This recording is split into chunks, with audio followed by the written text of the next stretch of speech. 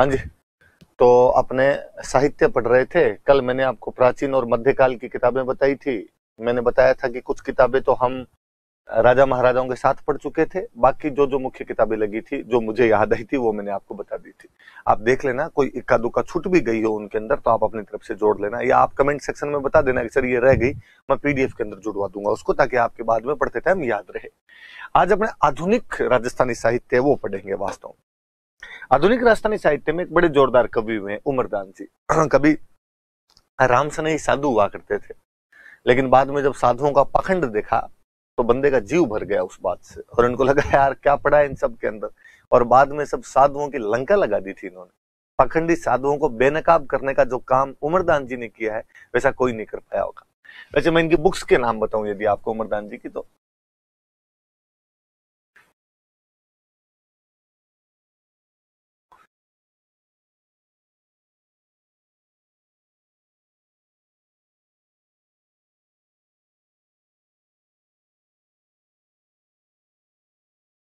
उमरदान जी ने बुक्स लिखी। उमरदान जी की बुक्स का नाम है, बड़े जोरदार से नाम, दारूरा दोस,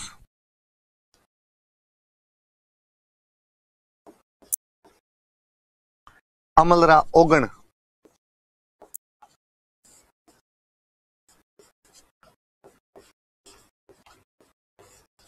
और भजनरी महिमा। तीन किताबों के नाम याद रखने।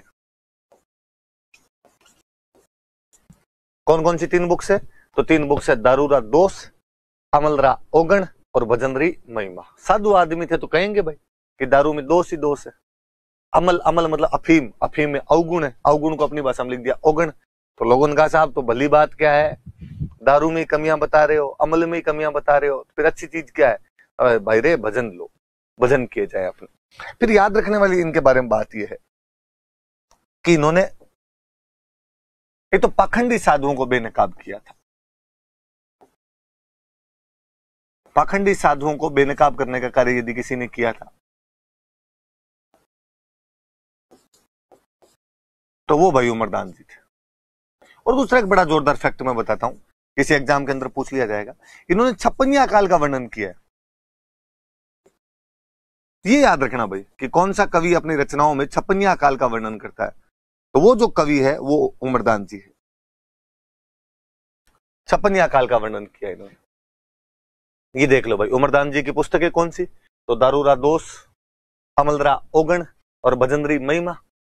विशेषता क्या है? तो एक तो पाखंडी साधुओं को बेनकाब करने का काम किया है। मैंने कभी पहले बताया होगा एक बार की, दादू पंथ वाले जब जयपुर में नौकरियां करने लग गए थे, तब उमरदान जी ने उनके बारे में कहा था कि भाई आदमी साधु कब बनता है? जब मोह माया से उसका दिमाग हट जाता है, तब वो साधु बनता है। जयपुर में यह हुआ कि लोग दादू पंथ के साधु बन के जयपुर में नौकरियां करने लग गए। क्या साधुओं को जयपुर वाले नौकरी ज्यादा देते हैं, इसलिए साधु होने का ढोंग कर लो। तो उमरदान जी कहते हैं जेतन चाहिए धन और माया, कि यदि किसी को धन और माया चाहिए, जेतन चाहिए धन और माया, दादू पंथी हो जा बाया। तो दादू पंथी बन जा, जयपुर वाले तेरे को फटाफट नौकरी दे देंगे, नौकरी देंगे तो धन और माया दोनों आ जाएगी। अब ये आदमी तो पाखंडी साधुओं को बेनकाब भी करेगा। और छप्पनिया काल का वर्णन कौन से व्यक्ति ने किया? तो उमरदान कविया, जो एक कवि हुए, उन्होंने छप्पनिया काल का वर्णन किया है। बहुत बेहतरीन राइटर श्रीलाल नथमल जोशी, शानदार शानदार सी रचनाएं है श्रीलाल नथमल जोशी की। मैं एक रचना का नाम बताऊं यदि आपको, तो बुक है अभय पटकी।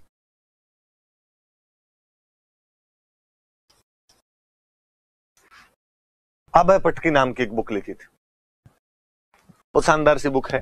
विधवा विवाह की समस्या के बारे में बताया गया है, महिला सशक्तिकरण पर बल दिया गया है। तो कोई पूछे अभय पटकी के अंदर क्या है, तो विधवा विवाह की समस्या के बारे में, तो भाई क्या समस्या है इसके अंदर, और महिला सशक्तिकरण पर।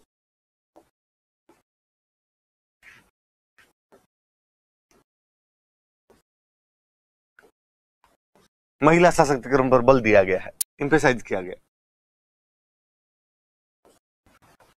एक और बहुत अच्छी बुक है इनकी, दोहरा रो धोरी। मैं जिस बंदे का नाम बताऊंगा कि उस पर आधारित है, आपको लगेगा वाकई उस पर तो किताब लिखी जानी चाहिए थी। उस बंदे का नाम है एलपी टेसीटोरी। जिस बंदे पर ये बुक लिखी गई वो एलपी टेसीटोरी पर आधारित बुक है, और बताया गया कि किस प्रकार एलपी टेसीटोरी को राजस्थान की भाषा से, राजस्थान की संस्कृति से प्यार हो गया था। मैंने खूब सारी बातें बताई थी आपको एलपी टेसीटोरी की। इटली के उदिने शहर का रहने वाला एक बंदा जो 1914 से 1919 तक बीकानेर के अंदर अपना एक लंबा समय काटता है, उस एलपी टेसीटोरी पर इन्होंने जो बुक लिखी उस बुक का नाम है दोरारो दोरी। कुछ और किताबें हैं जिनके नाम आप याद रखिए। ये दो किताबें थोड़ी सी यूं ज्यादा पूछी जाने लायक है, इनमें से कोई सवाल उठा के पूछ सकता है, इनमें थोड़ी बातें भी अपने को पता है क्या है इनमें क्या नहीं है। थोड़ी किताबें और जिनके नाम आप याद रखें तो एक बुक है, बहुत अच्छा सा नाम है, एक बींदनी दो बींद। नाम ही याद हो जाएगा आपको, एक बींदनी दो बींद। एक बुक है परिणोदी कुंवारी,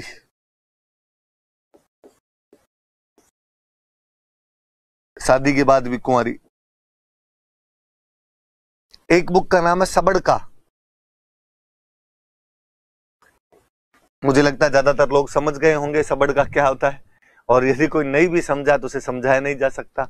मुझे कई बार लगता है कि यार सबड़का केवल फील किया जा सकता है, समझाया नहीं जा सकता है। तो यदि किसी को समझ नहीं आए तो अपने पास पड़ोस में पूछे कि सबड़का क्या होता है। ये भी श्रीलाल रतमल जोशी की एक बुक है। एक बुक है मेहंदी कनीर और गुलाब।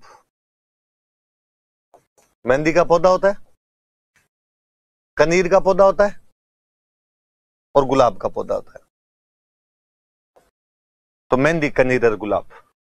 पुस्तकों के नाम वापस देखें आप। आभे पट की विधवा विवाह की समस्या के बारे में एक बुक लिखी गई है जो महिला सशक्तिकरण पर बल देती है।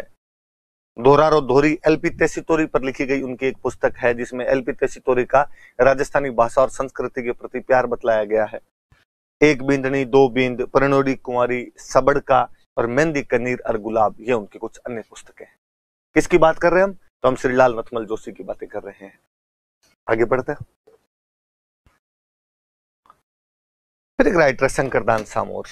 जब मैं अभी शायद परसों की बात लास्ट क्लास में किसी में एक में मैंने कहा था कि कुछ कवि अपने ऐसे वे हैं जिन्होंने राष्ट्रवादी चेतना जगाने का काम किया है।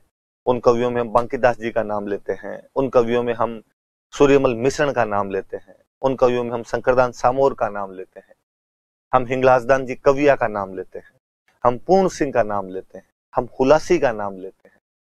तो कई अलग अलग लोग हुए, शंकरदान जी उन्हीं में से एक रहे। आप किताबों के नाम देखोगे तो भी आपको लगेगा कि हाँ यार राष्ट्रवादी चेतना जगाने वाला बंदा है। अंग्रेजारी नीत, देश दर्पण, दो किताबों से आपको लग ही रहा है कि बंदे ने राष्ट्रवादी चेतना जगाई। दो किताबें और याद रखना, एक तो भागीरथी महिमा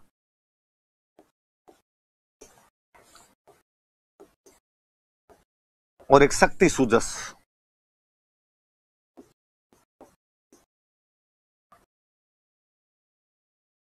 याद ये बात रखना, प्रीलिम्स में कोई पूछ सकता है कि इनमें से कौन राष्ट्रवादी चेतना जगाने वाला कवि है, तो वो भाई आपके शंकरदान जी।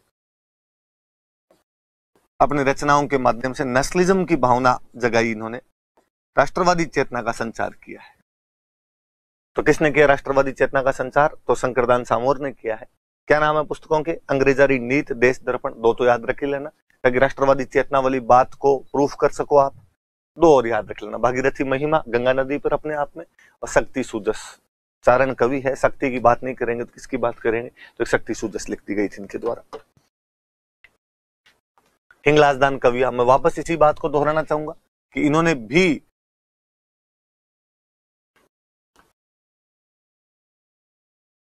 राष्ट्रवादी चेतना को जगाने का कार्य किया था।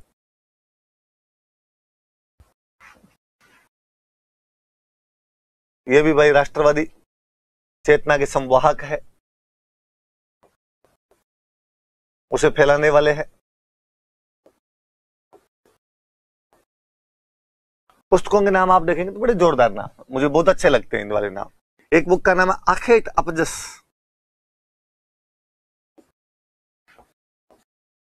आखेट मतलब होता है शिकार, अपजस मतलब बदनामी। तो शिकार की क्या बदनामी है? तो आखेट अपजस नाम की एक बुक है।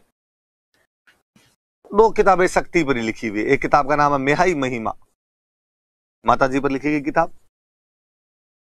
एक किताब का नाम है दुर्गा बहत्री, दुर्गा माता पे लिखी हुई है तो नाम पड़ गया दुर्गा बहत्री। पढ़ते हमने दातार बाउनी, किरतार बाउनी, कुकवि बत्तीसी, वैसे ये लिख दी दुर्गा बहत्री।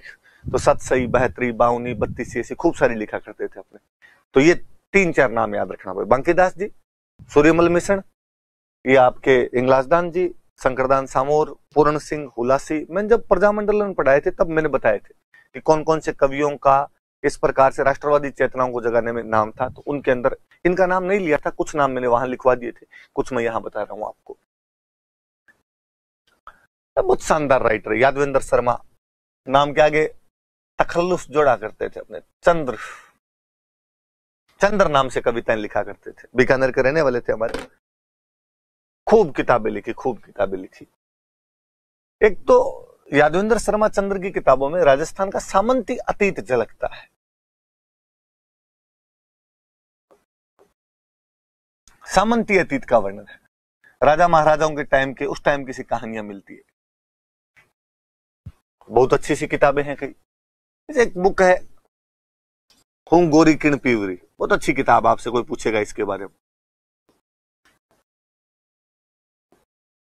हूं गोरी किण पीवरी।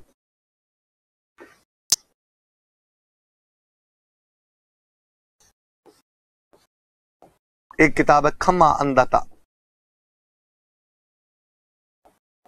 10-12 किताबें हैं। एक किताब है जनानी डोडी, डोडी का मतलब होता है दरवाजा। महिलाएं, जनानी मतलब महिलाएं, महिलाओं के रहने की जगह को जनानी डोडी बोलते थे। तासरो घर,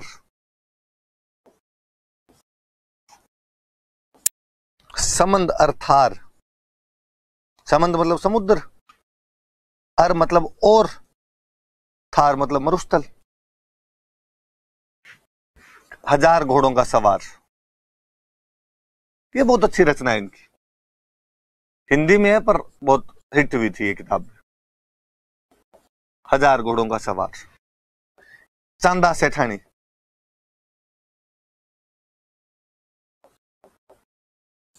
एक और मुख्यमंत्री,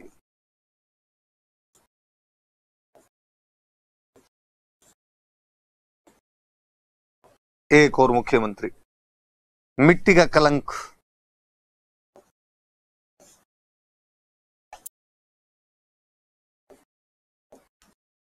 जोग संजोग,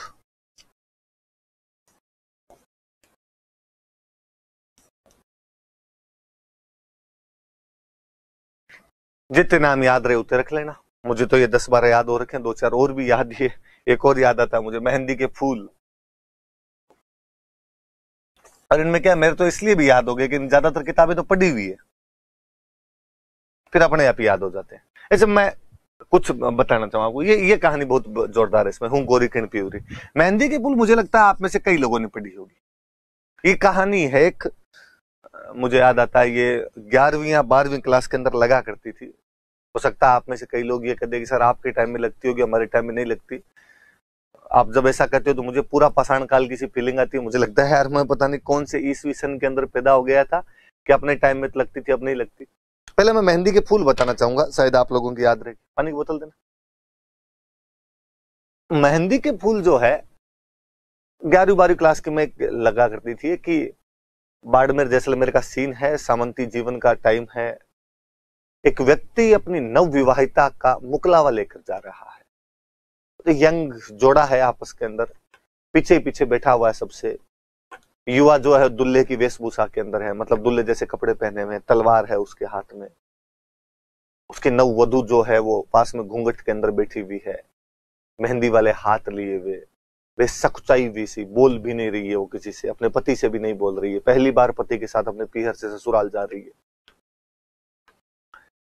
पश्चिमी राजस्थान के धोरों के अंदर वो पुरानी वाली बसें अपनी मध्यम रफ्तार के साथ चलती जा रही है। अचानक डाकू बस को घेरते हैं और बस को घेरकर बस में सबसे आगे एक सेठ और उसकी बेटी बैठे होते हैं। सेठ की बेटी ने बहुत ज्यादा सोना पहन रखा होता है, गहने पहन रखे होते हैं। मुझे अब भी याद आता है, शायद उस डाकू का नाम तेज सिंह था। और वो तेज सिंह और उसके बाकी जो साथी थे वो उस लड़की को लूटने का प्रयास करते हैं, उसके गहने लूटने का प्रयास करते हैं। सेठ की बेटी चिल्लाती है, चीखती है, मदद के लिए पुकारती है, पर हथियारों के सामने बस में से कौन जाए जो उन डाकुओं का मुकाबला करे। पूरी बस को मानो सांप सा सूंघ गया था। सब देख रहे थे इस सीन को, कोई बोल नहीं रहा था। लड़की चित्कार रही थी, बाप छुड़ाने का प्रयास कर रहा था। डाकू अपने हथियारों से बाप को भगा रहे थे दूर, लड़की को लूट रहे थे। अचानक बस की सबसे पिछली सीट पर वह जोड़ा जो अब तक आपस में भी नहीं बोल रहा था, वह लड़की जो सकुचाई हुई सी बैठी थी, जिसने अपने पति का मुंह अब तक ढंग से देखा भी नहीं था, अचानक अपने पति को कहती है कि तलवार खिलौना है क्या। पति अचानक चौंक कर देखता है, उसे लगता है कि ये बोलती भी है। उसने क्यों, क्या हुआ? शर्म नहीं आती तुम्हें? तुम्हारे सामने एक लड़की की इज्जत लूटी जा रही है, गहने छीने जा रहे हैं, तुम हाथ में तलवार लेने के बावजूद चुपचाप बैठे हो। क्या तुम्हारे अंदर का जो कर्तव्य है वो तुम्हें कहता नहीं है कि नारी की रक्षा की जानी चाहिए? एक अबला जब पुकारे तो उसकी रक्षा की जानी चाहिए। पति ने लगभग गंभीरता से विश्वास पूर्वक अपनी उस नवविवाहिता पत्नी की तरफ देखते हुए कहा कि निश्चित रूप से तुम्हारी बात एकदम सही है, मुझे इनसे लड़ना चाहिए, पर तुम इन परिस्थितियों को भी देखो कि ये डाकू पांचा है, हथियार बंद है। यदि मैं इनसे लड़ा तो हो सकता है मैं लड़ता हुआ मारा जाऊं, तुम अपने ससुराल नहीं पहुंच पाओगी। उसने कहा कि चिंता नहीं है इस बात की, पति तो मर्द हो कम से कम, वरना नपुंसकों के साथ जीने में भी क्या जीना है। वो युवा अपनी तलवार लेकर उठता है, उन डाकुओं से लड़ता है, उस सेठ की बेटी की इज्जत बचाता है। वो लड़ता हुआ क्षत्रिय वीर गति को प्राप्त होता है। डाकू भाग जाते हैं, मर रहा होता है वो। सेठ की बेटी उसे अपनी गोद के अंदर लेके और रो रही होती है कि मेरे भाई, तूने मेरी इज्जत बचाई है, बोल, कुछ तो बोल। लेकिन वो दम तोड़ देता है। वह नवविवाहिता पत्नी जो अभी तक अपने ससुराल नहीं पहुंच पाई थी, वह बेहद युवा लड़की जिसके मेहंदी के फूल अभी तक सूखे नहीं थे, अपने उस वीर पति के साथ वहां पर सती हो जाती है। कवि उन मेहंदी के फूलों की बात करता है जो सूखे नहीं थे, उससे पहले अपने कर्तव्य का पालन करते हुए दोनों स्वर्गलोक सिधार गए थे। राजस्थान के उस सामंती अतीत का वर्णन करने वाली, राजस्थान की संस्कृति का बखान करने वाली, वाकई पुरुष और महिला दोनों की वीरता को समानांतर दिखाने वाली बेहतरीन कहानी है मेहंदी के फूल। मुझे जहां तक लगता है ये कहानी सुनने के बाद आपको लगा होगा कि हाँ सर, हमारी पढ़ी भी है। यदि नहीं पढ़ रखी हो तो पढ़ी जानी चाहिए।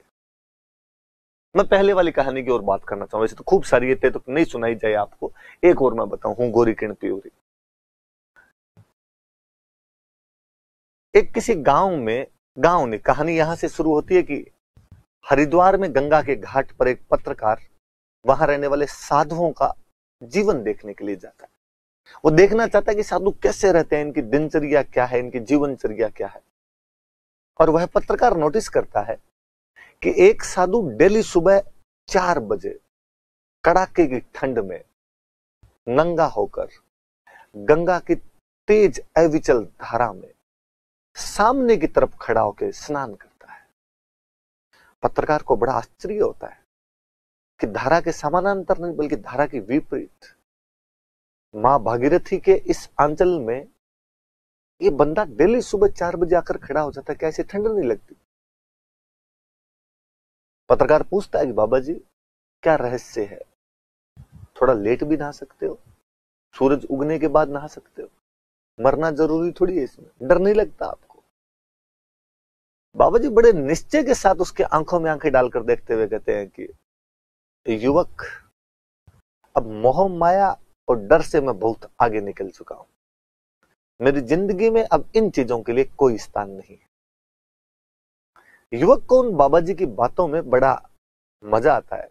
पत्रकार को लगता है इस बंदे के साथ समय व्यतीत करना चाहिए, मैं शायद जीवन के रहस्यों को थोड़ा और सुलझा पाऊंगा, इन बाबाओं की जिंदगी के बारे में जान पाऊंगा, वो अब अक्सर उनके साथ बातें करने के लिए बैठता है। एक दिन वो साधु, वो बाबा जी उस पत्रकार को एक कहानी सुनाते हैं। कहानी यूं है कि किसी एक गांव के अंदर दो भाई रहा करते थे, जिनके माता पिता की बहुत अर्ली डेज में डेथ हो चुकी थी। दोनों भाई संघर्षों के साथ में पलते बढ़ते हैं। बड़ा भाई बेहद सहकुशल, व्यवहार कुशल, सदहृदय, अपने छोटे भाई के प्रति समर्पित, छोटे भाई को पालता है। वह छोटे भाई से कहता है कि मैं कमाई करके लाऊंगा, मजदूरी करके लाऊंगा, पर तू पढ़ के सरकारी नौकरी लग, ताकि आने वाली पीढ़ियों का उद्धार किया जा सके, सुधार किया जा सके। छोटा भाई भी उतना ही मन लगा के पढ़ता है। समय अपनी गति से आगे बढ़ता है और बड़े भाई की शादी होती है। पत्नी और अच्छी महिला, उतनी व्यवहार कुशल, सद्ग्रहिणी मिलती है। वह उसे भी पूरी बातें समझाता है। पति पत्नी दोनों मिलकर अपने छोटे भाई का बहुत ख्याल रखते हैं, पढ़ाई में ध्यान देते हैं। समय का कुचक्र कुछ यूं घुमा कि गांव में अकाल पड़े लगातार 2-3 साल तक। खेतों में खाने के लिए कुछ बचा नहीं तो मजदूरी कहां की जाए। कर्जा चढ़ने लगा, कर्जदार डेली मांगने के लिए घर आने लगे। बड़े भाई ने एक दिन रात को सोते समय अपनी पत्नी को कहा कि मुझे नहीं लगता अब इस गांव के अंदर रहना संभव हो पाएगा, वरना कर्जदार डेली आके पैसे मांग मांग कर शर्म से डुबो कर रख देंगे। क्यों ना मैं बाहर कहीं कमाने के लिए जाऊं, मैं देशावर जाऊं, दूसरी जगह पर कहीं कमाऊं जाके, ताकि कर्जा उतारा जा सके। मैं अब निकल रहा हूं, पर तुम याद रखना मेरी इस बात को कि भाई की पढ़ाई नहीं छूटनी चाहिए, भाई पढ़ना चाहिए। मैं तुम्हें हर महीने पैसे भेजता रहूंगा, इसकी पढ़ाई में कोई आंच मत आने देना तुम। और पैसे मांगने वाले आए तो उनको कहना कि आदमी चला गया, तो तुम्हें तो वो तंग करेंगे। वह रात को अपनी पत्नी को छोड़कर चला जाता है। भगवान बुद्ध बिना बताए गए थे और बड़ा भाई बताकर जाता है। दूसरे दिन जब मांगने वाले आए तो पत्नी ने कहा भाई आदमी तो घर से बाहर चला गया। तब तक गांव में लोगों की आंखों में इतना पानी जमा नहीं था। लोग इन बातों को समझते थे और उन्होंने कहा महिला से पैसे मांगने से तो क्या ही मतलब है, जब वो आएगा तब उसे लेंगे। शुरुआत के 2-3 महीनों में बड़े भाई ने पैसे भेजे। उसके बाद उसके न केवल पैसे आने बंद हुए, बल्कि बड़े भाई की सूचनाएं मिलनी भी बंद हो गई। कहां है, कहां गया, कोई जानकारी नहीं। भाभी ने अपने देवर को पढ़ाने के लिए जो संचित पूंजी थी वो लगानी शुरू की। इतना यदि अधिक धन होता तो बड़े भाई को घर ही क्यों छोड़ना पड़ता। संचित पूंजी खत्म हो गई तो उसने अपने गहने बेचे, जो बर्तन भांडे थे वो बेचने शुरू किए। फिर लगा कि पार नहीं पड़ेगी, आदमी आ नहीं रहा है, इसकी पढ़ाई बंद नहीं होनी चाहिए, मैंने मेरे पति को वचन दिए हैं। तो खुद मजदूरी करने लगती है। हालांकि देवर कहता है कि भाभी मुझे मजदूरी कर लेने दो, पर वो कसम दिलाती है कि नहीं, तुम्हारे बड़े भैया कह के गए थे तुम पढ़ाई नहीं छोड़ोगी। पढ़ाती है, पढ़ा के नौकरी लगा देती है उसे। काफी साल बीत जाते हैं बड़े भाई की, अब तक कोई सूचना नहीं थी। गांव की पंचायत बैठी और गांव की पंचायत ने कहा कि यह मान लिया जाए कि बड़ा भाई अब मर चुका है, इसलिए उसकी कोई सूचना नहीं। और चूंकि इस महिला के पति की डेथ हो चुकी है, अतः इस महिला पर अब इसके पीहर का पूरा अधिकार है। ये अपने पिता के साथ जा सकती है या इसके पिता जो निर्णय लेना चाहेंगे वो ले सकते। उस महिला को उसके पिता वापस गांव लेकर चले जाते हैं। पिता शराबी आदमी था, वो महिला सुंदर थी। पिता अपनी उस लड़की को बेचकर अपने शराब के पैसों का जुगाड़ करना चाहता है। वो एक बड़े सेठ साहूकार जिसके पास बहुत सारे पैसे थे, जिसकी नजरें उस व्यक्ति की बेटी पर कई दिनों से थी, उसे समझौता करता और कहता तू मुझे इतने पैसे दे दे तो मैं मेरी बेटी तुझे बेच दूंगा। वो लड़की जब एक रात को अपने पिता और सेठ के बीच की बातचीत सुनती है तो वहां से भाग निकलती है। वो महिला भागकर वापस अपने ससुराल वाले घर में आती है, अपने देवर के पास आती है। देवर को पूरी बात सुनाती है कि मैं विपदा की स्थिति के अंदर हूं, मेरे पिता मुझे बेचना चाह रहे हैं, तुम कुछ करो। देवर कहता है कि मैं क्या कर सकता हूं इसके अंदर, आप पर आपके पिता का अधिकार है, मेरा अधिकार है नहीं आप पर। वो महिला उसे याद दिलाती है कि समाज में नाता प्रथा भी होती है, नाता प्रथा के अंदर देवर भाभी के साथ शादी कर सकता है, क्यों ना तुम मेरे से शादी कर लो।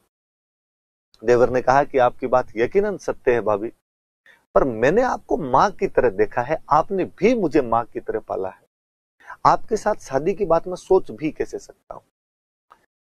उस महिला ने कहा कि किसी सेठ के पास पैसों में बेचे जाने के बाद और उसकी बांदी और दासी बनकर उसके चरणों में पड़े रहने से तो अच्छा है कि तुम ये अपना राग आलापना बंद करो और मेरे से शादी कर लो ताकि जिंदगी सुधर जाए मेरी। गांव की मीटिंग एक बार फिर भी और गांव की बैठक में निर्णय लिया गया कि भाभी सही कह रही है और इसको देवर के साथ शादी कर लेनी चाहिए। वो आपस में शादी कर लेते हैं। समाज के नियमों के अनुसार तो गलत भी नहीं था, नाता प्रथा होती थी और शादी की जाती थी ऐसी।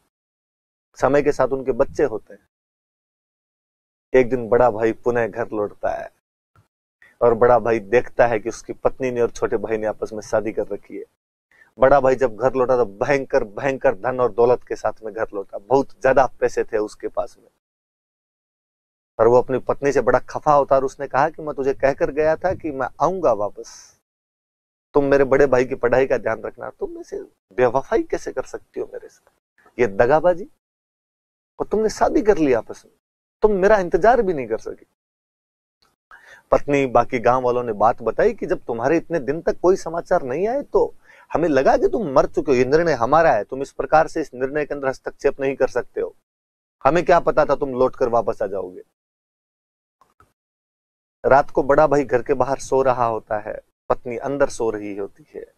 वो सोच रही होती है कि हूं गोरी किण पीवरी, मैं अब किसकी हूं, अब मेरा पति कौन हो। वह पति जिसके साथ में फेरे लेकर इस घर के अंदर आई थी, यह वह देवर जिसके साथ में नाते के तहत पत्नी बन गई थी। उधर बड़ा भाई रात को करवटें बदलता हुआ सोच रहा होता है कि ठहरे हुए पानी के अंदर कंकर मारने का कार्य तो मैंने किया है।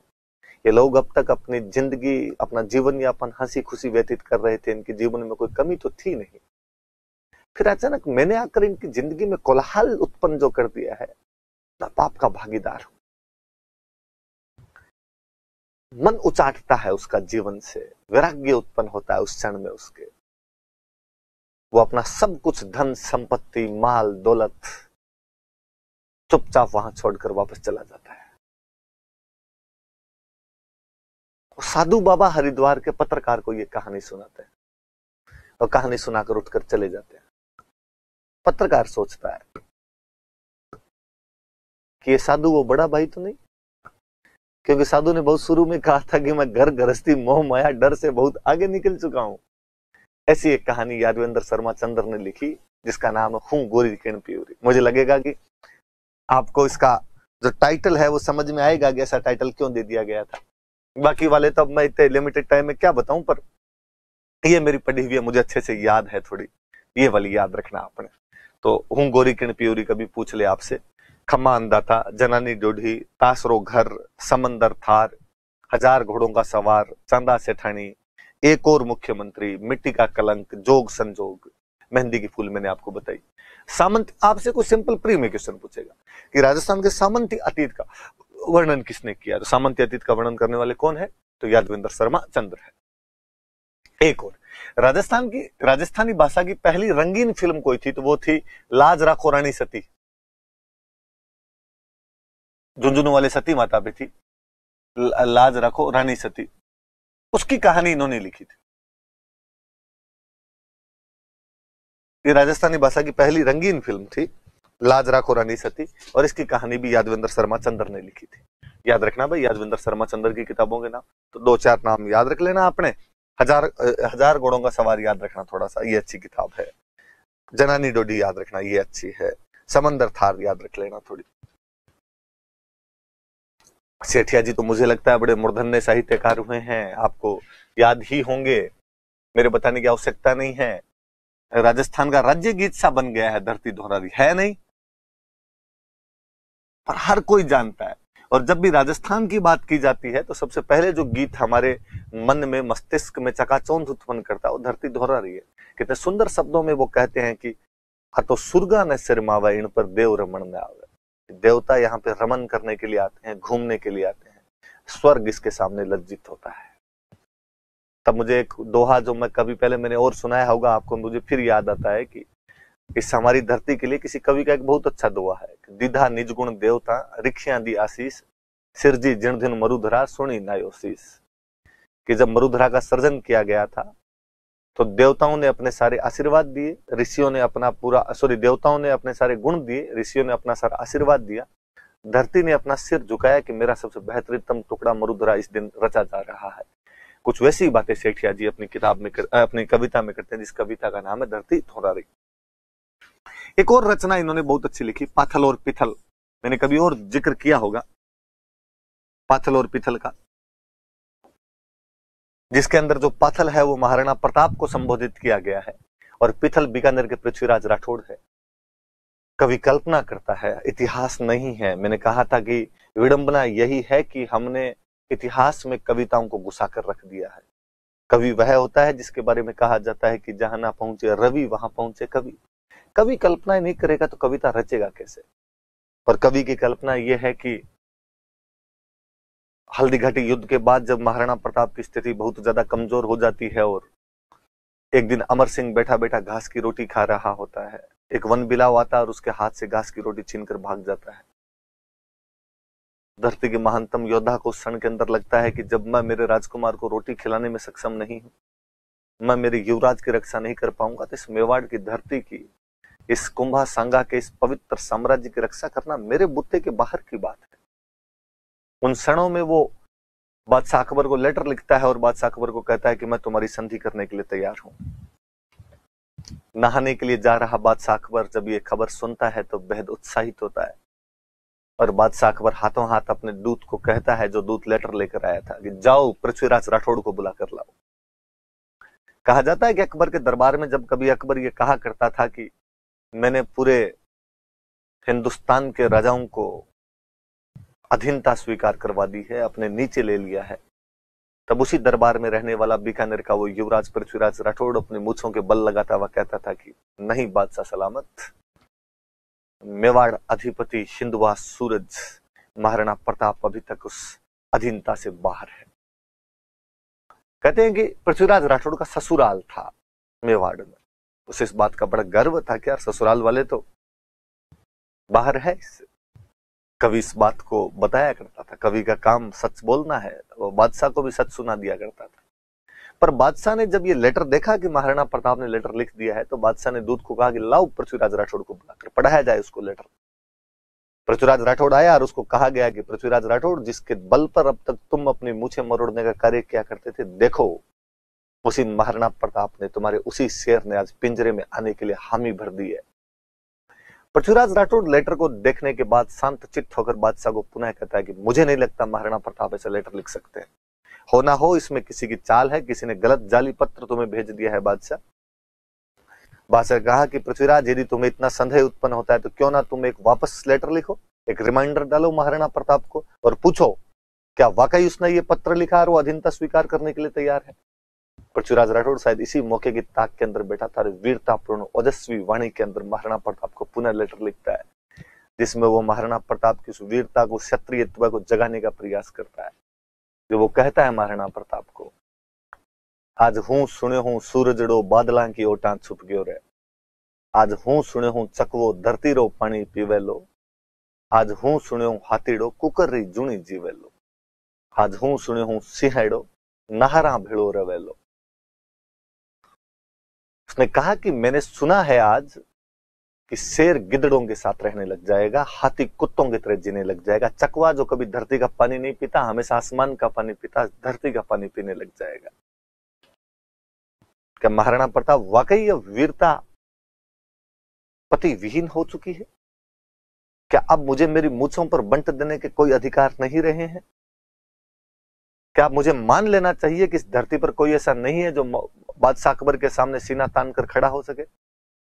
ऐसा कहा जाता है कि वो लेटर पढ़ने के बाद महाराणा प्रताप पुनः उत्साहित होते हैं और वापस पृथ्वीराज राठौड़ को जवाबी लेटर लिखते हैं कि चिंता मत करो पृथ्वीराज राठौड़, जब तक महाराणा प्रताप जिंदा उसके मुंह से अकबर के लिए कभी बादशाह शब्द नहीं निकलेगा, तुर्की कहाया जाएगा मेरे द्वारा। तो ये विदेशी है, मैं इनको विदेशी ही कहूंगा, तुम्हें चिंता करने की आवश्यकता नहीं है, जब तक महाराणा प्रताप जिंदा है तुम्हारी मूछें नीचे नहीं होने देगा। कुछ ऐसा प्लॉट बना के कन्हैयालाल सेठिया ने पाथल और पिथल नाम की रचना लिखी है। हालांकि रचना है, इतिहास नहीं है, कविता है, हिस्ट्री नहीं है, पोइट्री है। दिक्कत यह हुई हमारे साथ कि हमने इसको इतिहास के अंदर घुसेड़ने का प्रयास किया, इसलिए बड़ा विकृतियां उत्पन्न कर देते हैं। क्योंकि जब हम पाते हैं कि अमर सिंह का जन्म 1559 में हो गया था। अमर सिंह के जन्म के उपलक्ष्य में ही उदय सिंह जी ने उदयपुर की स्थापना की थी।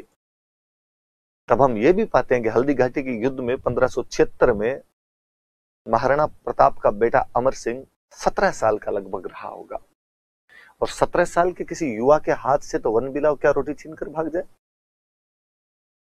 फिर मैंने और कई घटनाएं आपको बताई है, पर उससे पहले कि हमें घटना पढ़ते हैं कि 1573 में जब मानसिंह महाराणा प्रताप से बातचीत करने के लिए आया था, तो उससे बातचीत करने के लिए अमर सिंह गया था। एक राजकुमार जो संधि समझौते में भाग लेता है, उसके हाथ से वन बिलाव रोटी छीनकर भाग जाए, ये वैसे भी संभव नहीं है। पर मैं इसमें कवि को कतई दोष देता है नहीं।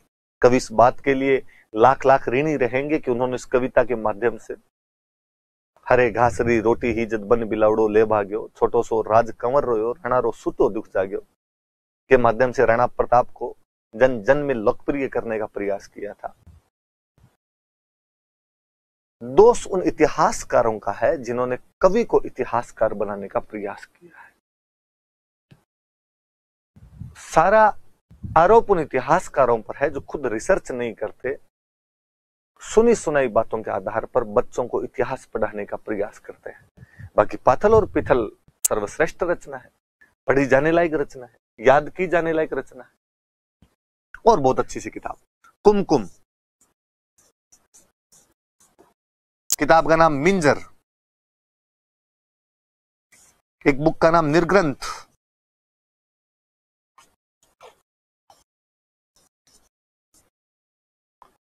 एक बुक शायद मैं बता चुका हूं आपको, लीलटांस।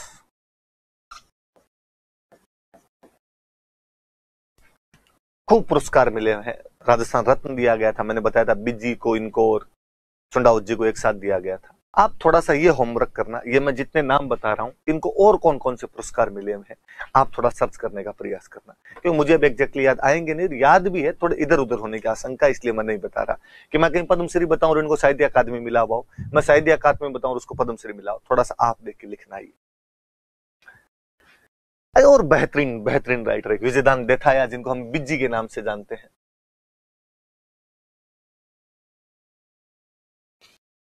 एक व्यक्ति जो कभी हिंदी के अंदर लिखा करता था, बहुत अच्छा लिखा करता था, और एक दिन उसे बैठे बैठे लगा कि हे विजयदान, तू राजस्थान का होकर हिंदी में कैसे लिख सकता है। और क्षण व्यक्ति ने निर्णय लिया कि आज के बाद मैं हिंदी के अंदर कलम नहीं चलाऊंगा, जो भी लिखूंगा वो राजस्थानी के अंदर लिखूंगा। और राजस्थानी में जब उस आदमी ने लिखना शुरू किया तो राजस्थान ने पढ़ा या नहीं पढ़ा मुझे नहीं पता, पर पूरा विश्व पढ़ गया। ऐसी कोई भाषा नहीं है जिसमें बिज्जी की किताबों का ट्रांसलेशन ना किया गया हो। बॉलीवुड पता नहीं कितनी मूवी बिज्जी की कहानियों पर बनाकर चला गया। हम बात करते हैं कुछ किताबों की, बहुत शानदार शानदार बुक है बातारी फुलवारी। मुझे लगता है यदि आप पढ़ने का थोड़ा बहुत शौक रखते हैं तो आपके पास बातारी फुलवारी जरूर होनी चाहिए। 14 खंड हैं इसके, 14 भाग हैं। 1-2 तो लाना यार, सारी लाई जाए नहीं लाई जाए, 1-2 तो आपके पास हो, आपको लगे कि हमने बिज्जी को पढ़ा है। कोई राजस्थान में पैदा हो और बिज्जी को ना पढ़े, मुझे लगता है उसे नहीं रहना चाहिए, राजस्थान छोड़ देना चाहिए कम से कम। बिज्जी तो पढ़ा जाना चाहिए। बहुत अच्छी बुक है, एक दुविधा। यकीनन आप लोगों ने नहीं ही पढ़ी होगी, आप क्यों पढ़ोगे बिज्जी को। पर इस दुविधा पर बॉलीवुड ने 2 मूवी बनाई है। ये बहुत शानदार फिल्मकार है, बेहतरीन फिल्मकार है मणि कौल। मणि कौल कभी अपने जोधपुर के रहने वाले थे, जोधपुर में उनका जीवन बीता था, इसलिए जोधपुर के कवि पर वो मूवी नहीं बनाएंगे तो कौन बनाएंगे। दुविधा नाम से उन्होंने मूवी बनाई थी, बेहतरीन बेहतरीन मूवी है। सिनेमेटोग्राफी जिसको हम बोलते हैं, कैमरे की कला जिसको कहा जाता है, चित्रांकन फिल्मांकन जिसको हम बोलते हैं, वो यदि आपको देखना हो तो आप मणि कौल की दुविधा मूवी जरूर देखें, जो कि विजयदान देथा के उपन्यास पर बनी हुई है। हालांकि इसी विषय पर अमोल पालेकर ने बाद में एक और मूवी बनाई थी, मुझे लगता है वो आपने निश्चित तौर पर देखी होगी या किसी को याद भी होगी। शाहरुख खान रानी मुखर्जी की मूवी है पहेली, वो इसी दुविधा पर बनी हुई है। इसमें शाहरुख खान डबल रोल के अंदर होता है, एक जो सेकंड वाला रोल, एक में तो बाणिया होता है और दूसरे वाले रोल में भूत है, और रानी मुखर्जी को उस भूत से प्यार हो जाता है। वो जो दुविधा है कि मैं भूत से प्यार कर रही हूं, वो जो पहेली है, उसको अमोल पालेकर ने फिल्म के माध्यम से ढालने का प्रयास किया था। बकवास मूवी है, मत देखना। देखो तो दुविधा देखना, मणि कौल वाली देखना, अमोल पालेकर वाली पहली मत देखना। पर इसमें मूवी बनी हुई है, इतना याद रखना। एक और बुक पे इनकी मूवी बनी हुई है, चरणदास चोर।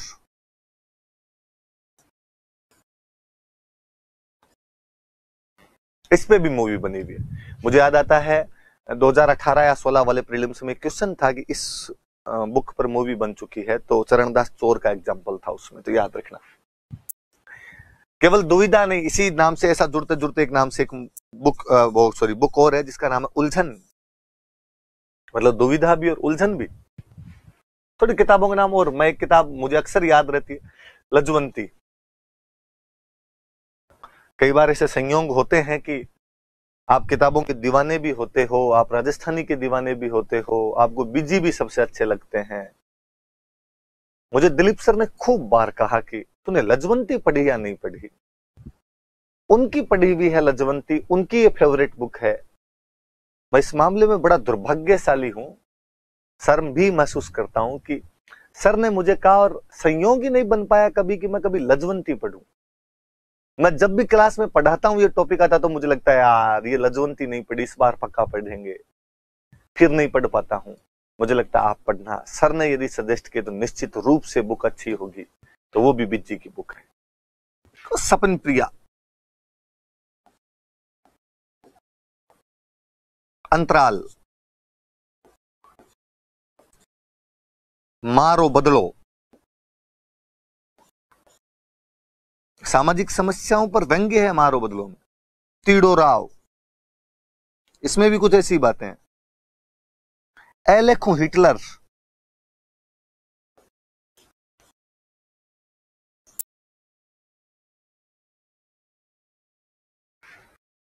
ये तो कम से कम याद रखे। बातारी फुलवारी याद रहे, दुविधा याद रहे, चरणदास चोर याद रहे। एक और बुक याद आती है मेरे, चौधरायण की चतुराई। इस बार वाली जो 10th की बुक है उसके अंदर इसका नाम लिखा हुआ है। कोई वहां से उठा के पूछेगा तो इसका पूछ लेगा आप, चौधरायण की चतुराई।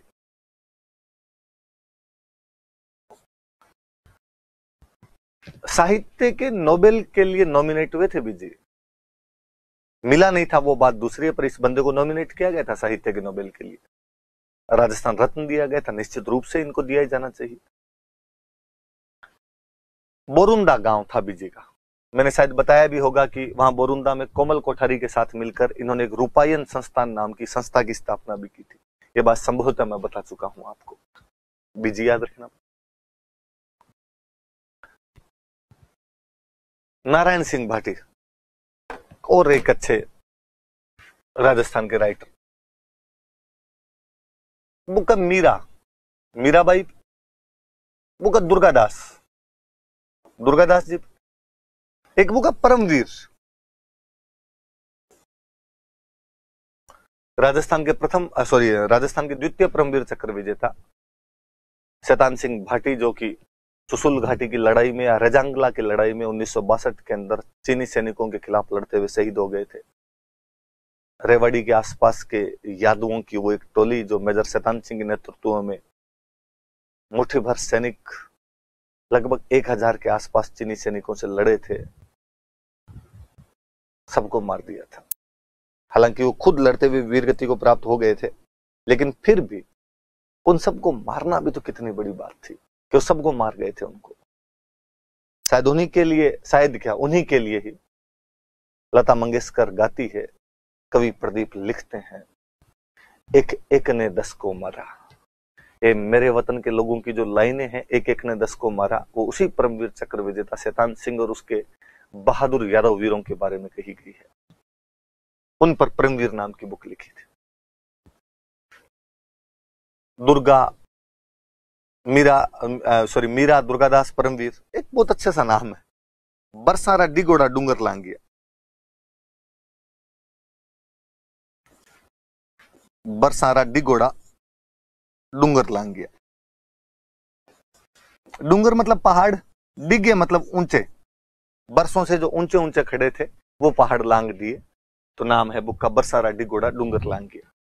मुझे याद आता है मैं रसिया गया था, मेरे साथ 2016 वाले रिजल्ट में अपने जो 5th रैंक पे उपेंद्र जी है, वो हम साथ में थे। हम दिल्ली एयरपोर्ट से जब रवाना हुए तो उन्होंने फेसबुक पर अपना स्टेटस मेंटेन किया, फ्लाई टू मॉस्को। हम मॉस्को उतर के बाहर निकले, उन्होंने वापस फेसबुक चलाई तो उसके नीचे स्टूडेंट का कमेंट था कि बरसारा डिगोड़ा डूंगर लांग गया। उपेंद्र जी को समझ नहीं आया कि इसने क्या लिख दिया। सर ये क्या लिखा है किसी स्टूडेंट ने? मैंने कहा निश्चित रूप से मेरा स्टूडेंट है। मैंने क्लास में कभी बताया होगा कि बरसों से जो ऊंचे ऊंचे पहाड़ खड़े उनको लांग दिया था। ये आपको बताना चाहता है कि दिल्ली से मॉस्को के बीच में जो जो बड़े बड़े पहाड़ आएंगे सर आप उनको लांघने जा रहे हो। वो जो बरसारा डिगोड़ा डूंगर लांग गया, ये रचना किसी की है तो नारायण सिंह भाटी की है। एक और रचना इनकी ओल्यू।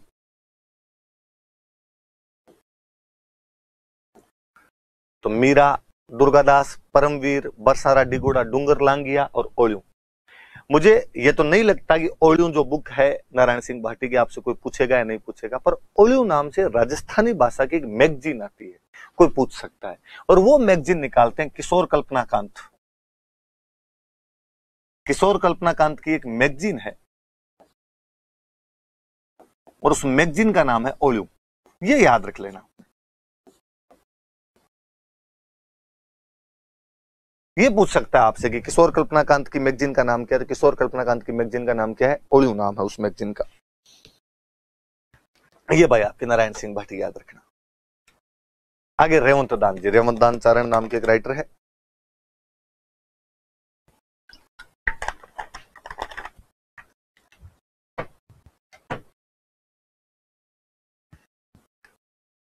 एक तो मैं इनके बारे में विशेषता बताना चाहूं जिसके बारे में क्वेश्चन पूछा जा सकता है। इन्होंने सामंतों की आलोचना की है।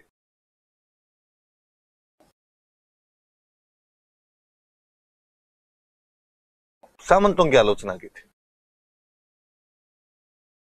तो बहुत अच्छी बुक है।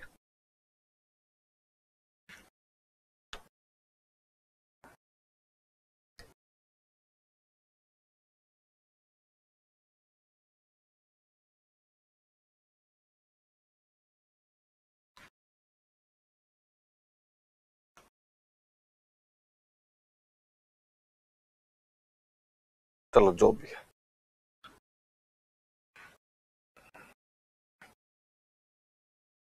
बाहर निकल जाएगा।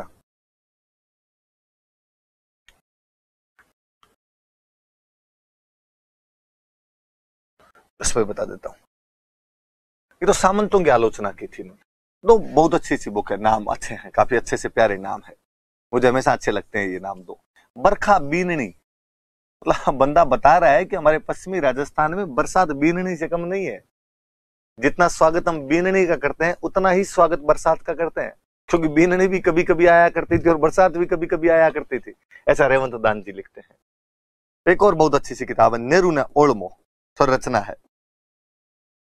नेहरू ने ओल्मो। ओल्मा क्या होता है मुझे लगता है आप सब समझते ही होंगे। मैं अक्सर कई बार क्लास में बच्चों से पूछता हूं यार ओल्मा क्या होता है। बच्चे मुझे वापस कहते हैं सर शिकायत। शिकायत मुझे लगता है शिकायत और ओल्मे में फर्क होता है यार। ओल्मे में जो फील है वो शिकायत में फील नहीं है। शिकायत थोड़ी औपचारिक सी लगती है, ओल्मा अनौपचारिक है, वो भाव देता है, अपनापन दर्शाता है ओल्मे के अंदर। तो रेवंदान जी नेहरू जी को ओल्मा दे रहे। छोटे मोटे को तो ओल्मा क्यों दिया जाए, देश के धनी को ओल्मा दिया जाए, देश के मालक को ओल्मा दिया जाए। और बरखा भी नहीं। अगले करणीदान जी बार्ट, इनकी किताबों के नाम भी बहुत प्यारे से नाम। बुक का नाम है आदमीरा सिंह।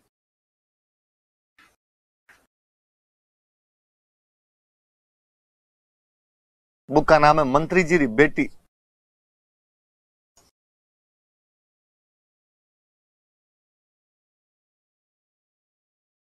आदमीरा सिंह, मंत्री जी री बेटी। बुक का नाम है बड़ी बहन जी।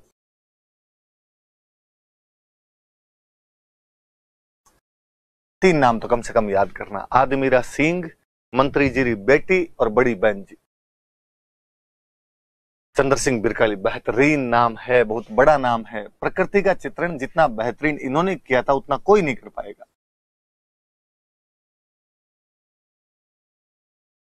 और उसमें तो एक सर्वश्रेष्ठ रचना है बादली। बिरकाली गांव है हनुमानगढ़ में, हनुमानगढ़ में गांव था बिरकाली, चंद्र सिंह नाम था। बादली रचना है। या तो संस्कृत में कालिदास जी ने रची थी मेघदूतम, या राजस्थानी के अंदर चंद्र सिंह जी रच गए थे बादली। नई नदी नाला अठे नई सरवर सरसाए, तो एक आसरो बादली न मरु सुखी मत जाए। नहीं तो नदी नाले हैं ना सरोवर है, एकमात्र आसरा बादली तू है, तू सूखी चल जाएगी हम भूखे मर जाएंगे। एक और बहुत बेहतरीन रचना लिखी इन्होंने, लू। मुझे लगता है लू आप सब जानते हो, नहीं जानते तो आजकल बाहर पता चल भी रहा होगा, नहीं चल रहा है तो थोड़े दिन में पता लगने लग जाएगा कि लू क्या होती है। दो ये याद रखना, इनमें से पूछने की संभावना ज्यादा रहेगी। किस्मती फूटी हो तो कुछ और पूछ ले तो एक दो और याद रखना आपने। कै मुकरणी और सांझ बड़ा साथ।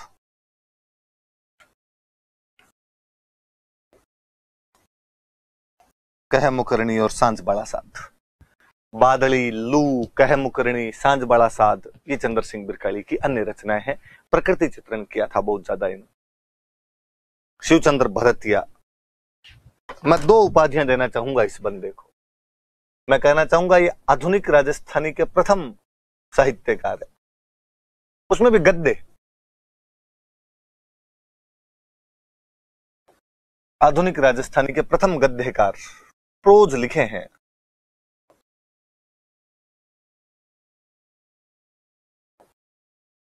मैं कहना चाहूंगा ये राजस्थानी भाषा के भारतेंदु हरिश्चंद्र है। प्लीज कोई ये ना पूछे कि भारतेंदु हरिश्चंद्र कौन है। पहली बात तो आपको पता होना चाहिए, और यदि आपको नहीं पता है तो प्लीज गूगल करिए इनके बारे में। बहुत बड़ा नाम है। ये भारत की दुर्दशा है कि आप भारतेंदु हरिश्चंद्र को नहीं जानते। वो बात अलग है कि भारत की दुर्दशा नाम से इनका एक नाटक भी लिखा हुआ है। शायद पहले लिख के चले गए थे, इन्हें पता था कि यार भारत जानेगा तो नहीं मुझे। आप देखना भारतेंदु हरिश्चंद्र के बारे में कौन है भारतेंदु हरिश्चंद्र। हम भरतिया जी को कहते हैं कि राजस्थानी के भारतेंदु हरिश्चंद्र। एक उपन्यास लिखा कनक सुंदर, राजस्थानी भाषा का प्रथम उपन्यास है। आधुनिक है ना, आधुनिक राजस्थानी का प्रथम उपन्यास। एक नाटक लिखा कैसर विलास,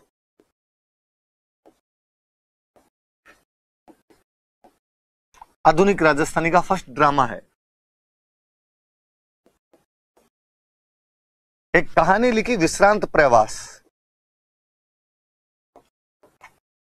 आधुनिक राजस्थानी की पहली कहानी है। अब तो यार बंदे को आप मानिए कि आधुनिक राजस्थानी का प्रथम गद्यकार है, जिसने आधुनिक राजस्थानी का पहला उपन्यास, पहला नाटक, पहली कहानी लिखी हो, first novel, first drama, first story लिखी हो। कनक सुंदर, कैसर विलास और विश्रांत प्रवास, तीन तो पक्के याद रखना। दो नाम अच्छे से आपको याद रहेंगे। एक है बुढ़ापा की सगाई, बुढ़ापा की सगाई। एक किताब का नाम है फाट का जंजाल।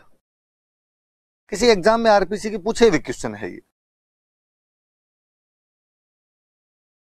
फाट का जंजाल, बुढ़ापा की सगाई और फाट का जंजाल, शिवचंद्र भरतिया की बातें हैं भाई सारी। आधुनिक राजस्थानी के प्रथम गद्यकार, राजस्थानी के भारतेंदु हरिश्चंद्र, पहला उपन्यास आधुनिक राजस्थानी का, प्रथम नाटक आधुनिक राजस्थानी का, प्रथम कहानी लिखी थी जो कनक सुंदर, कैसर विलास और विश्रांत प्रवास है। दो नाम और याद रखना, बुढ़ापा की सगाई और फाट का जंजाल। जहूर खां मेहर साहब बेहतरीन बेहतरीन राइटर है, जोधपुर में रहते हैं। मैं लॉकडाउन से जस्ट थोड़े दिन पहले मिल के आया था। सज्जन व्यक्ति है, कभी जोधपुर यूनिवर्सिटी के अंदर प्रोफेसर हुआ करते थे, बीएससी करने के बाद एमए की भी है, हिस्ट्री के प्रोफेसर थे, पर राजस्थानी भाषा से अथाह लगाव है, अथाह लगाव। उम्र हो गई है अब, पर मैं गया था उस दिन तो थोड़े बीमार भी थे, फिर भी अपना अमूल्य समय निकाल के दिया। बीमारी के बावजूद बैठे, खूब देर तक हताइयां की। तब लगा कि यार वाकई ये जो रचनाकार टाइप के लोग होते हैं कितने सहृदय होते हैं, कोमल हृदय के होते हैं। मुझे जानते भी नहीं थे, मैं कोई विशेष समय लेकर भी नहीं गया था, किसी प्रयोजन से भी नहीं गया था। तो मुझे लगा कि यार मैं जोधपुर आया हुआ हूं, जहूर खान साहब इतना बड़ा नाम है, मुझे मिलना चाहिए उनसे। मिलने गया तो खूब अच्छा लगा। खूब रचनाएं लिखी हुई है। दो तीन रचनाओं का मैं नाम बताना चाहूं। एक रचना है धर मंजला धर कोसा।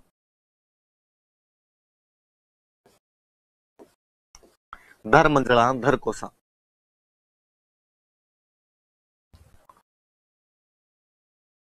पहले जब कहानी सुनाते थे ना, मुझे अब भी याद आता है कि छोटे थे तब पापा खूब कहानियां सुनाते, दादाजी खूब कहानियां सुनाते। कहानियों का प्लॉट जब कुछ ऐसा होता कि एक राजकुमार था, 7 समंदर पार गया राजकुमारी से शादी करने के लिए, या एक व्यक्ति था 7 समंदर पार कमाने के लिए गया, तो कहानियां सुनाई नहीं जाती यार, कहानियां मांडी जाती है, मांडते हैं, चित्रित होती है। कहानी सुनाने वाला कुछ इस प्रकार से आपके सामने कहानी सुनाता है कि आपको लगता है घटना मेरे सामने घटित हो रही है। और कोई कहानी सुनाने वाला यदि इस प्रकार सुनाता है तभी उसका मतलब है, वरना सपाट वर्णन है, आप मैं भी करते हैं ये वर्णन तो। पर वो मुझे अब भी याद आता है कि हम बच्चे थे पर यूं लगता कि घोड़ा दौड़ रहा है तो वास्तव में टापों की सी आवाज लगती कि हाँ यार दौड़ ही रहा होगा। तो जब ये कहते ना कि वे 7 समंदर पार गया, तब अक्सर बोलते थे धर मंजला धर कोसा, धर मंजला धर कोसा। इसका मतलब है चलता जा रहा है, चलता जा रहा है, मंजिल दर मंजिल, कोस दर कोस, वो चलता जा रहा था। जहूर खान साहब ने वो शब्द उठाया वहां से और अपनी एक पूरी रचना लिखी, धर मंजला धर कोसा। एक बुक है जिसमें अलग अलग कई स्टोरीज है, मेरी पढ़ी हुई है ये बुक, धर मंजला धर कोसा। ये वास्तव में ये वाली जो कहानी, उसमें कई कहानियां हैं जिसमें एक कहानी का नाम धर मंजला धर कोसा है। ये कहानी लोहारों के ऊपर लिखी हुई है कि लोहार किस प्रकार से एक जगह पे नहीं रुकते, गाड़ियां लोहार अलग अलग जगह पे फिरते रहते हैं, घूमते रहते हैं, धर मंजला धर कोसा है। वो अपनी कहानी में ये भी सिद्ध करते हैं, इस लेख में, इस निबंध में ये भी सिद्ध करते हैं कि रोमानिया, यूरोप में जो देश पड़ता है रोमानिया, वहां पर आज भी एक जाति रहती है जो खुद को लवार बताती है, गाड़ियां रखती है, लोहे का काम करती है। वो कहते हैं ये लोग अपने यहीं से गए थे, वहां जाके बस गए। जिप्सियों के बारे में, यूरोप में जिप्सीज कभी सुना आपने, जनजातियां हैं जिनके अंदर आज भी भारतीय गुण पाए जाते हैं, उनके बारे में बात करते हैं। खूब अच्छी सी बुक है। मैं यही बुक उनके पास लेके गया था, जहूर खान साहब से ऑटोग्राफ लेके आया था, साइन लिए थे, खूब मुस्कुराए थे। मैंने जब बुक दे के कहा कि ऑटोग्राफ दीजिए, वो बोले यार तू ठीक है। अक्सर लोग जब बुक लेने के लिए आते हैं, मेरे पास मिलने के लिए आते हैं, तो मुझे कहते हैं सर ऑटोग्राफ दो, तो बुक मैं ही देता हूं ऑटोग्राफ के लिए, तू बुक खरीद के लाया। मुझे लगा कि सर सच्चा पाठक वही होता है जो बुक खरीदे। यदि लेखक की बुक को खरीदा नहीं जाएगा तो लेखक को प्रोत्साहन कैसे मिलेगा इस बारे में। एक और बहुत अच्छी सी बुक है, अर्जुन वाली आंख।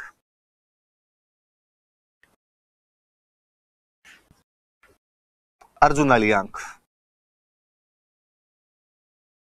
एक अच्छी सी बुक और है, राजस्थानी संस्कृति रा चित्राम।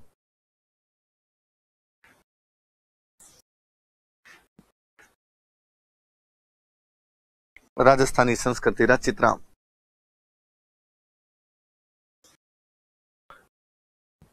इनकी बुक जब देखते हैं तो उसके पीछे 70-80 किताबों के नाम लिखे हुए हैं कि जो इनके द्वारा लिखी गई है। मैंने धर मंजला धर कोसा दे के ऑटोग्राफ लिए और मैंने बड़ी शर्मिंदगी महसूस करते हुए कहा कि सर मैंने आपकी केवल 3 किताबें पढ़ी है, धर मंजला धर कोसा, अर्जुन वाली आंख और राजस्थानी संस्कृति रा चित्राम। क्योंकि सर हमारे सिलेबस के अंदर इन 3 के नाम लिखे हुए आते हैं किताबों के अंदर कि ये उनकी महत्वपूर्ण पुस्तकें, हम इनको याद करते हैं। सर मैंने ये पढ़ भी ली। सर अब मुझे पता भी है कि आपने इतनी सारी किताबें और लिखी है, सर मैं निकट भविष्य में प्रयास करूंगा कि आपकी ये बुक भी पढ़ूं।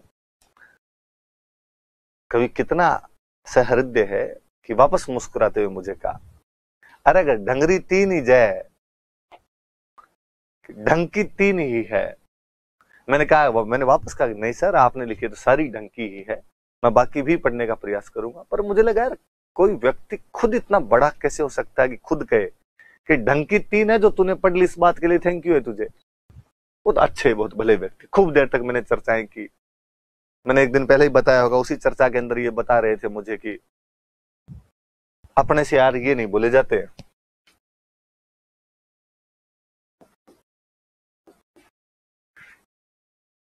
और बता रहे थे कि इन सह को बोलने के लिए कंठों के नीचे से वाइब्रेशन होता है, एक वाइब्रेशन कोड होता है, वहां से वाइब्रेशन निकलते हैं, तब से अलग अलग ध्वनियां निकलती है। अपने यार पश्चिमी राजस्थान में लू इतनी ज्यादा चलती है कि अपना वाइब्रेशन कोड जल जाता है, इसलिए अपने से सब एक जैसे निकलते हैं। मुझे लगा यार जोधपुर वालों का ज्यादा जल गया, इसलिए उनके सह निकल ही नहीं रहा है, उनके तो है ही आ रहा है।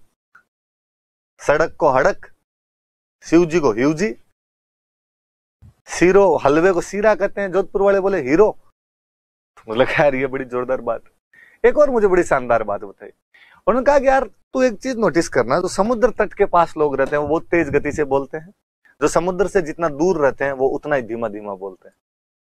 उन्होंने कहा तू कभी साउथ वालों की भाषा सुनना, तमिल, तेलुगु, कन्नड़, मलयालम सुनना, तुझे ऐसे लगेगा जैसे एक मटके में कुछ कंकर डाल के हिला दिया गया हो, इतना जल्दी जल्दी बोलेंगे जिसकी हद नहीं।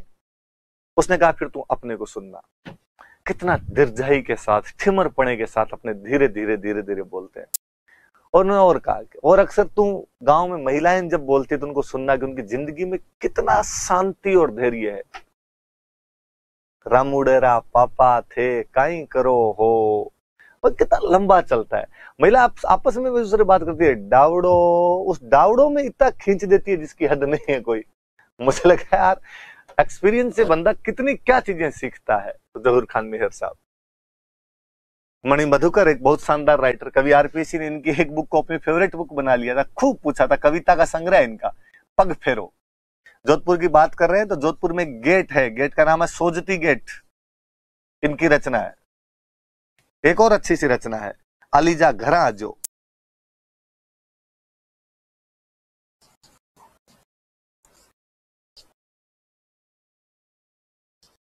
एक और रचना है सफेद मेमने,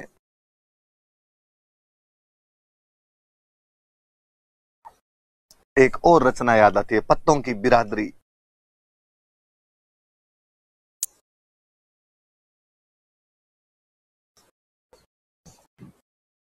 पग फेरो, पग फेरो याद रखना, खूब बार पूछी थी। आजकल थोड़ी आरपीसी ने कम किए पूछनी, बाकी किसी टाइम में तो पेटेंट क्वेश्चन था आरपीसी का। पग फेरो किसकी रचना है? मणि मधुकर। तो पग फेरो, सोजती गेट, अलीजा घरा जो, सफेद मेमने, पत्तों की बिरादरी, मेघराज मुकुल। और शानदार से, मुझे लगता है कल मैंने इनकी सारी किताबों के नाम ले लिए थे। सेनानी, खाड़ी रानी सहल कंवर पर लिखी हुई। चंवरी, पाबूजी पे लिखी हुई। कोडमदे, राजस्थान के एक और राजकुमारी हुए थे कोडमदे नाम से, उन पर लिखी हुई। एक किताब का नाम और याद रखना, उमंग। ये कोडमदे वाली बुक जो है, ये किसी एक एग्जाम के अंदर पूछी थी और सुमेलित करवा वाला था कि इनमें से असुमेलित कौन सा, और कोडमदे के आगे लिखा हुआ था यादविंदर शर्मा चंद्र। थोड़ा याद रहे कि ये राजकुमारियों पे, रानियों पे किताबें मेघराज मुकुल ने लिखी, तो कोडमदे, चंवरी, सेनानी उनकी लिखी हुई है। उमंग एक रचना और है उनकी। सेनानी तो कोई टाइम में यह था कि कवि सम्मेलनों की जान थी सेनानी की। यदि किसी राजस्थानी के कवि सम्मेलन में सेनानी नहीं गाई जाए तो मतलब ही नहीं है उसका कुछ। रांगे राघव हिस्ट्री के प्रोफेसर थे, हिंदी में रचनाएं लिखी और खूब अच्छी रचनाएं लिखी। मुझे नाम बड़े अच्छे लगते हैं, नाम याद बड़े अच्छे से हुआ करते थे। एक रचना का नाम है घरोंदे, एक रचना का नाम है मुर्दों का टीला। मैं शायद एक बार जिक्र भी किया था मैंने किसी क्लास में। घरोंदे, मुर्दों का टीला। एक रचना का नाम है कब तक पुकारूं।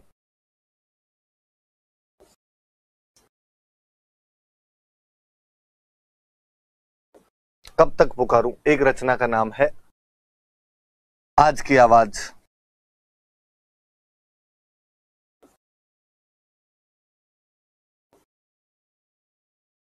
एक रचना का नाम है काका। इतनी तो मुझे याद आती है भाई, थोड़ी और खूब सारी लिखी हुई है। ये याद रहे, मुर्दों का टीला, क्योंकि मोहनजोदड़ो पर है। मोहनजोदड़ो सभ्यता पर लिखी हुई। तो ये थोड़ी सी आप याद रख लेंगे, मोहनजोदड़ो वाली कौन सी है, तो मोहनजोदड़ो वाली मुर्दों का टीला है। तो घरोंदे, मुझे लगता है घरोंदे क्या है, घर। तो बंदे ने कहा घर क्या है, तो कहा मुर्दों का टीला है। कब तक पुकारूं, क्या पुकारना है, आज की आवाज पुकारनी है। कौन सी आवाज लगाएंगे, काका काका की लगा लो, और तो क्या लगाओगे। तो घरोंदे, मुर्दों का टीला, कब तक पुकारूं, आज की आवाज और काका, ये रांगे रखो। अच्छा, पीछे एक राइटर अपने चंद्र सिंह बिरकाली निकले। मैं चंद्र सिंह बिरकाली की एक बात और बताऊं। चंद्र सिंह बिरकाली की एक मैगजीन और थी, एक पत्रिका थी राजस्थानी भाषा में, मरुवाणी। तो ये भी याद रख लें। ओलियो एक मैंने बताई थी किशोर कल्पनाकांत की, इनकी रचना का नाम है मरुवाणी। रांगे राघव हो गया। सत्यप्रकाश जोशी, अरे शानदार नाम। सत्यप्रकाश जोशी की एक तो मैगजीन का बात आई तो फिर एक मैगजीन बताऊं। सत्यप्रकाश जोशी की तो मैगजीन का नाम बड़ा शानदार है, हरावल।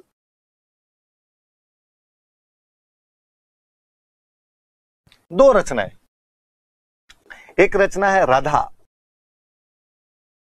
एक रचना है बोल भारमली।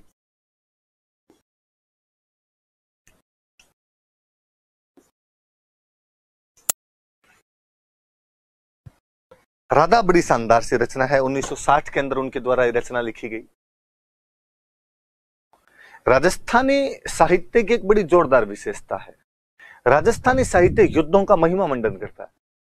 अपने साहित्य में युद्धों को बुरा नहीं बताया गया है, युद्धों को अच्छा बताया गया है। बीकानेर के एक राइटर गिरधारी सिंह पड़िहार अपनी रचना मानखो के अंदर लिखते हैं कि डांगर ने घिरे दकाल्या जद लाठियां खेत रुखड़ी जे। डांगर ने घिरे दकाल्या जद, पशु यदि दकालने से, ललकारने से यदि बाहर नहीं निकले तो लाठियां खेत रुखड़ी जे। लठ लेके बाहर निकलना पड़ता है, तब खेत की रखवाली होती है। मतलब आपने लठ लेके निकलने को अच्छा माना गया है, युद्ध को अच्छा माना गया है। युद्ध ही तो वीरता का प्रमाण है, टाइप की बातें अपने यहां पर की गई है। सत्यप्रकाश जोशी ठीक उल्टी बात करते हैं। वो अपनी राधा नामक कविता में भगवान श्री कृष्ण और राधा के बीच का वार्तालाप दिखलाते हैं। इसमें राधा भगवान कृष्ण को कह रहे हैं कि प्लीज महाभारत का युद्ध रोक दिया जाए, ये मानवता के अंत के अलावा कुछ भी नहीं कर रहा है। हे सुदर्शन चक्रधारी, तुम तो सोचो क्यों जनता मरवाई जा रही है। युद्ध अच्छे नहीं है, जो लोग मर रहे हैं उनके बीवी बच्चे परिवार स्वजन, क्या बीतेगी उन पर। कोई एक कविता जिसमें युद्धों का विरोध किया जा रहा है वो राधा है, इसलिए राधा को युद्ध विरोधी कविता कहा जाता है। एंटी वॉर पोइट्री है। मुझे याद है 2012 के मेंस में क्वेश्चन पूछ लिया गया था कि राधा युद्ध विरोधी कविता के बारे में आप क्या जानते हैं। लिखना था कि 1960 में सत्यप्रकाश जोशी की लिखी हुई एक पुस्तक जिसमें राधा जी भगवान कृष्ण को महाभारत का युद्ध रोक देने के लिए कहते हैं। जहां आम राजस्थानी साहित्य युद्धों का महिमा मंडन करता है, वहीं यह पुस्तक युद्धों का विरोध करती हुई दिखलाई देती है, इसलिए युद्ध विरोधी कविता कहलाती। इनकी एक और रचना बोल भारमली में महिला सशक्तिकरण का संदेश है, विमेन एम्पावरमेंट के बारे में बताया गया। महिला सशक्तिकरण के बारे में बताया। जब ये महिला सशक्तिकरण की और महाभारत टाइप की बात करता हूं तो मुझे एक और कवि याद आते हैं, रामनाथ कविया, और उन्होंने भी ऐसी कुछ नारी चेतना की बात की है। उनकी पुस्तक का नाम है द्रौपदी विनय, और द्रौपदी विनय में भी वो नारी चेतना की गुहार लगाते हुए नजर आते हैं। रामनाथ कविया भी अपने यहीं पर याद रखना, एक साथ याद हो जाएगा दोनों। राजस्थान के मूर्धन्य इतिहासकार गौरीशंकर हीराचंद ओझा, मैं इस बात से बड़ा संताप महसूस करता हूं कि आजादी वाले साल ओझा जी चले गए, थोड़ा और रहना था आपको। सिरोही के रोहिड़ा गांव का रहने वाला एक युवक जो कि बॉम्बे में हिस्ट्री डिपार्टमेंट में हिस्ट्री पढ़ने के लिए चला गया था, और जब हिस्ट्री पढ़ रहा था, हिस्ट्री में थोड़ी रुचि जग रही थी, उन्हीं दिनों सूचना मिली कि मेवाड़ में कवि राजा श्यामल दास जी वीर विनोद की रचना कर रहे हैं और उन्हें एक असिस्टेंट की आवश्यकता है। ओझा जी लौटे और वीर विनोद के रचयिता कवि राजा श्यामल दास जी के साथ कार्य करना प्रारंभ किया। और जब कार्य करने लगे तो लगा कि यार इतिहास तो आपने यहाँ का पढ़ा है, मैं कहाँ यूरोप रूस फ्रांस अमेरिका का इतिहास पढ़ रहा था। घर को जोगी जोगुणों आन गांव रो सिद्ध, पग बढ़ता कौन दिखे, डूंगर बढ़ता दिखे। पर बंदे को लगा कि अब मुझे अपना इतिहास लिखना चाहिए। पूरे राजस्थान का इतिहास लिख के छोड़ दिया आदमी। बेहतरीन किताबें हैं, आज दिन तक भी जो पूरा रिसर्च है वो ओझा जी के आसपास घूमता है। टोड की बातों का वास्तव में किसी ने रिप्लाई दिया है, टोड की कमियों को किसी ने उजागर किया तो ओझा जी है। राजपूताने का इतिहास लिखा, जब इतिहास लिख रहे थे गांव गांव में ढूंढकर अभिलेख ढूंढ रहे थे, लगा कि यार कुछ किताबों में कुछ अभिलेखों की भाषा समझ में नहीं आ रही, ये लिपि नहीं समझ में आ रही, ये क्या है। बंदे ने लिपियां सीख ली, एक बहुत अच्छी किताब लिखी प्राचीन लिपि माला, पढ़ी है मेरे पास, टाइम मिलेगा तब कभी पढ़ेंगे। राजपूताने का इतिहास जरूर पढ़ रखी है, ये नहीं पढ़ी जा रही प्राचीन लिपि माला, पढ़ेंगे कभी। टोड पर खूब अच्छा काम किया, तो टोड का जीवन चरित्र लिखा था, जेम्स टोड का जीवन चरित्र।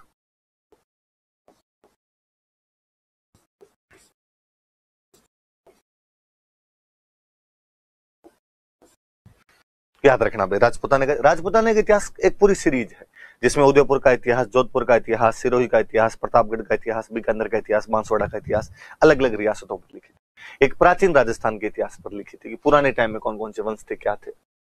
चंद्रधर शर्मा गुलेरी है, धार लिख दिया गया, धर शर्मा, चंद्रधर शर्मा गुलेरी। बंदा एक ही कहानी से इतना हिट हुआ जिसकी हद नहीं है। कहानी का नाम है उसने कहा था। 1915 में ये कहानी सरस्वती नाम की मैगजीन में प्रकाशित होती है और भारत में रातों रात बंदा वंडर बॉय बन जाता है। सरस्वती महावीर प्रसाद द्विवेदी उन दिनों एक मैगजीन निकाला करते थे। हिंदी साहित्य का बहुत बड़ा हस्ताक्षर है महावीर प्रसाद द्विवेदी। वो अपनी पत्रिका में, सरस्वती नाम की पत्रिका में, यदि किसी नवयुवा की कहानी छाप दे, ये अपने आप में इस बात की तरफ इंगित करता है कि कहानी में दम था। बेहतरीन बेहतरीन रचना है। मुझे लगता है आप लोगों ने पढ़ रखी होगी, नहीं पढ़ी है तो पढ़ी जानी चाहिए। पढ़ रखी होगी तो मैं थोड़ा याद नहीं आ रहा होगा, थोड़ा याद दिलाऊं। कोई कहानी है कि किसी गांव में एक लड़का और लड़की रहते हैं और लड़का उस लड़की से एक तरफा प्यार करता है। लड़का ही कर सकता है एक तरफा प्यार, लड़की करे तो एक तरफा रहे नहीं, भाई तो तैयार ही रहता है हमेशा। प्रपोज करने की हिम्मत नहीं जुटा पाता है। एक दिन हिम्मत जुटाता है और हिम्मत जुटा के उस लड़की को कहता है, दिल के उद्गार बताता है, और लड़की अपने हाथ की अंगूठी दिखाते हुए भागती है कि मेरी कुड़माई हो गई।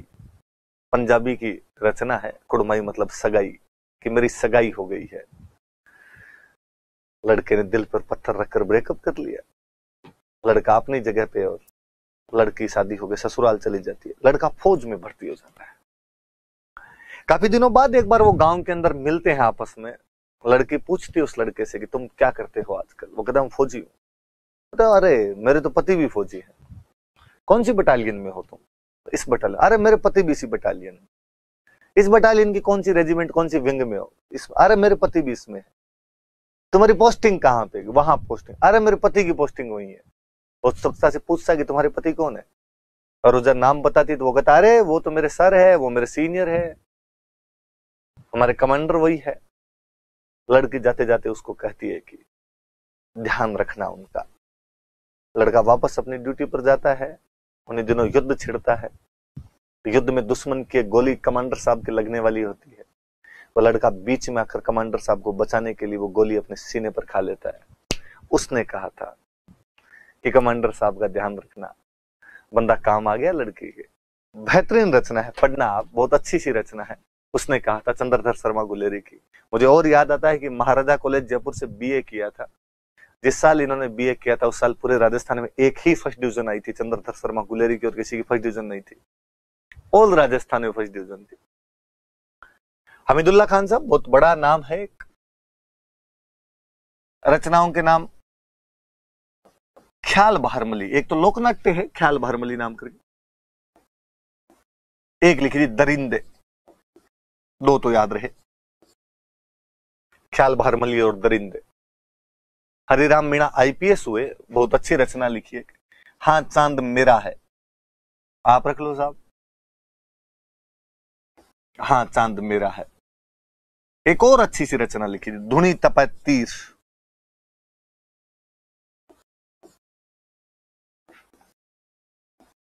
धुनी तपै तीर नाम है। ये धुनी तपै तीर जो है ये आपके मानगढ़ हत्याकांड पर है, गोविंद गुरु पर आधारित बुक है।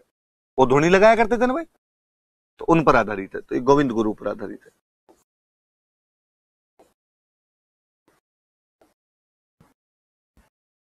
आइदान सिंह जी, बिहारी पुरस्कार मिला इस बार आइदान सिंह जी को। आंख हेरा हरियल सुपना, फेसबुक पर बहुत अच्छा सा लिखते रहते हैं, आप पढ़ सकते हो इनको। खूब कहानियां लिखते हैं। ये कोडमदेव वाली कहानी मेघराज मुकुल वाली अभी थोड़े दिन पहले फेसबुक पे लिखी, आप देखना, आंख हेरा हरियल सुपना।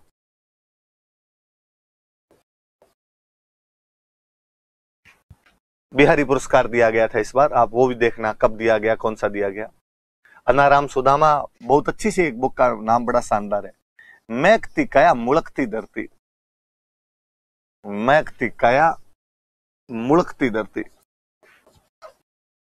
काया महक रही है, धरती मुस्कुरा रही है। महकती काया मुड़कती धरती। मनु भंडारी, बहुत बड़ा हिंदी साहित्य का नाम है मनु भंडारी। छोटी क्लासों में एक कहानी आपने पक्का पढ़ी होगी, खोटे सिक्के। टकसाल देखने के लिए लड़कियों का एक ग्रुप गया हुआ होता है। टकसाल का मालिक लड़कियों को बहुत प्यार और उत्साह से टकसाल दिखा रहा होता है। तभी एक महिला आती है जिसके पति के हाथ उस टकसाल की मशीन में आकर कट गए थे। उस मैनेजर का बर्ताव उस महिला के प्रति बहुत बुरा होता है।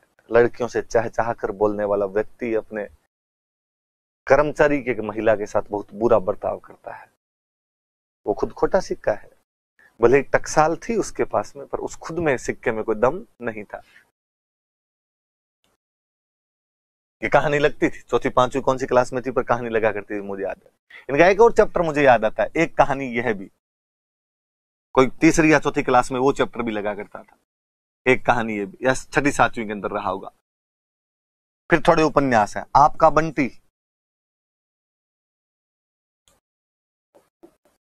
महाभोज।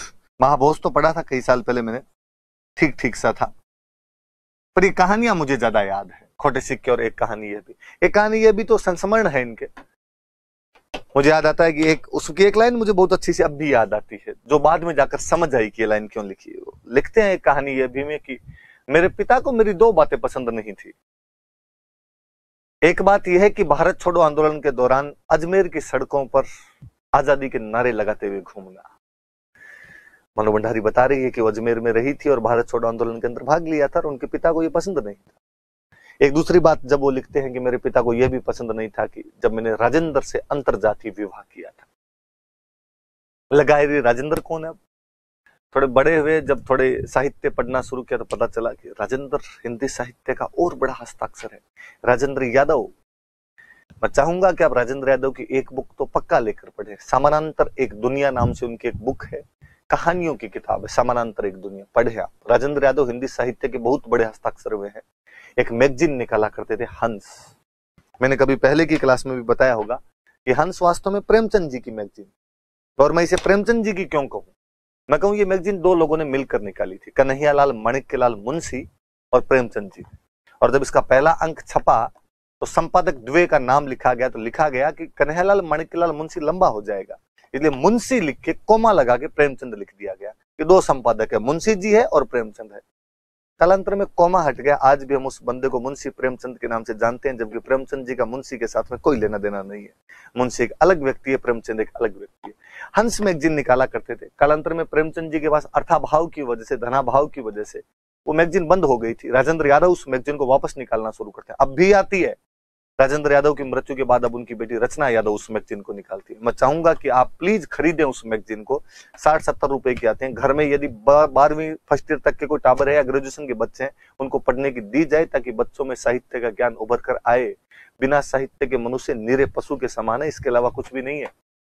तो वो मनु भंडारी की मुझे बात याद आती है कि राजेंद्र के साथ अंतरजातीय विवाह करना। अच्छा, ये राजेंद्र यादव थे, हालांकि किस्मत बड़ी खराब रही, और जिसके साथ में अपने पिता की इच्छा के विरुद्ध जाकर अंतरजातीय विवाह तक कर लिया था, बाद में बहुत जल्दी, शायद काफी थोड़े समय साथ रहे थे, बाद में डाइवोर्स हो गया था इनके बीच। ओपी कछवाहा बहुत अच्छी बुक लिखते हैं, history of famines in Rajasthan.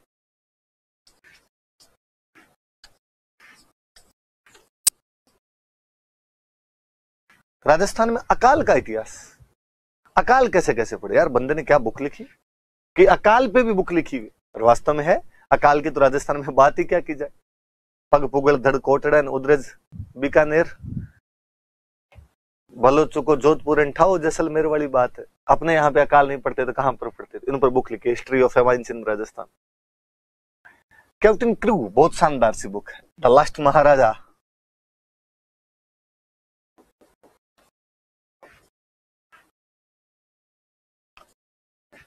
A biography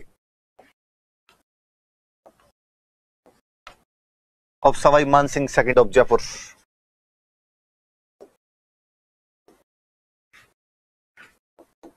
Sawai Mansingh second पर बुक लिखी हुई है। जयपुर के महाराजा थे जो अपने राज प्रमुख बने थे, उन पर लिखी हुई बुक है the last Maharaja, a biography of Sawai Mansingh second of Jaipur.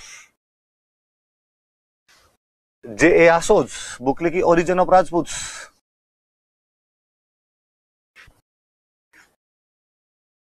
राजपूतों की उत्पत्ति पर एक बुक लिखी थी जे.ए. आसोज ने, origin of Rajput. RB. Singh book लिखते हैं हिस्ट्री ऑफ चौहान्स।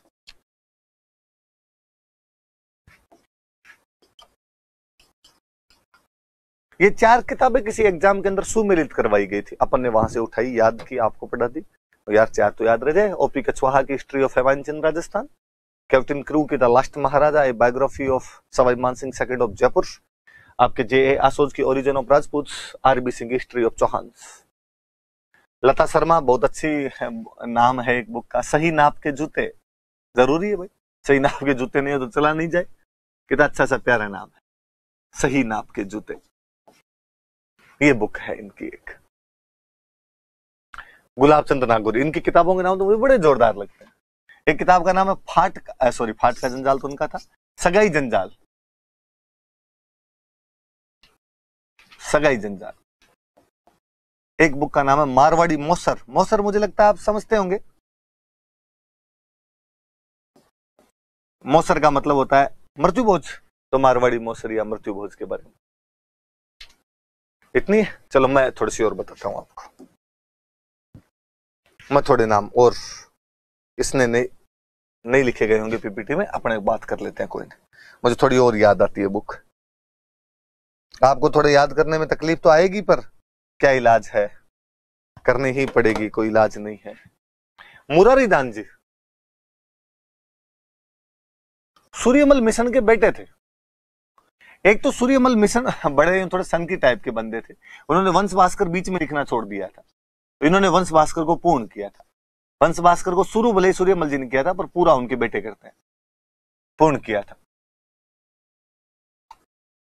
फिर एक ऐसे नाम से एक बुक और लिखी थी, वंश समुच्चय।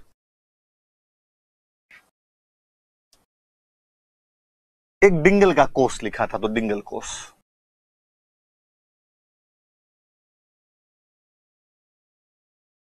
डिंगल कोष नाम से तो याद रहे। मुरारी दान जी सूर्यमल मिशन के बेटे हैं, वंश भास्कर को पूरा किया था, दत्तक पुत्र थे, एडॉप्टेड सन थे, उनके गोद लिए हुए बेटे थे। वंश समुच्चय लिखी थी और डिंगल कोष लिखा था। अच्छा, मुरारी दान जी की तो हो गई आपके। मुझे कोष जब मैं पढ़ता हूं तो मुझे सीताराम जी लालच याद आते हैं, जिन्होंने लोगों के मुंह पर बड़ा तमाचा मारा था जब लोग अक्सर कहा करते थे कि राजस्थानी भाषा में तो ग्रामर नहीं है, तो उन्होंने पूरी राजस्थानी शब्दकोश लिखा था, खूब सारी चीजें बताई थी उस शब्दकोश के अंदर। और उनका ये पढ़ो रे कितने क्या शब्द है जिनका तुम्हारी हिंदी से कोई लेना देना नहीं है। खाली ऊंट के 400 पर्यायवाची बताए थे इस राजस्थानी शब्दकोश के अंदर, कि ऊंट हर अलग अलग उम्र का होता है, तब हम अलग अलग नाम लेते हैं, दुनिया की किसी भाषा के अंदर ऐसा देखने को नहीं मिलेगा। तो सीताराम जी लालच वाला याद रखना। एक और नाम याद करना चाहूं, चंद्र प्रकाश देवल, जिनकी पुस्तक किसी एग्जाम में पूछी गई थी। नाम बड़े अच्छे नाम, पागी, ये पूछी थी, पागी पूछी थी किसी एग्जाम। एक बुक का नाम कावड़ है, पागी जो पहले पैरों के निशान देखा करते थे। एक बुक का नाम मार्ग है। तो पागी है, कावड़ है, मार्ग है, किसकी बुक है? तो चंद्र प्रकाश देवल है, उनकी बुक है। और पढ़ लेते हैं एक दो, कुछ दिमाग में आ रही है तो। एक राइटर है तेज सिंह जोधा,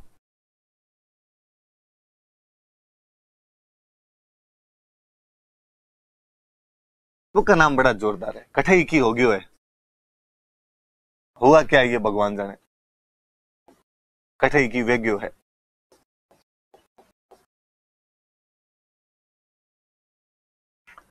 और याद आते हैं मुझे एक अर्जुन दान जी चारण,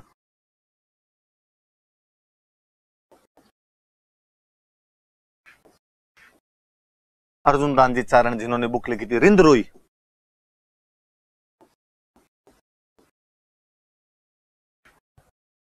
रिंदरोई नाम की। रिंदरोई क्या होती है? रिंदरोई मतलब सुनसान जंगल, जहां पर कुछ भी नहीं होता, उसको रिंदरोई बोलते हैं।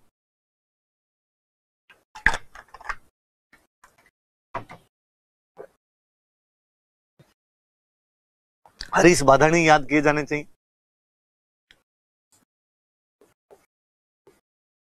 जब हरीश बाधानी लिखते हैं बोला सरनाटो,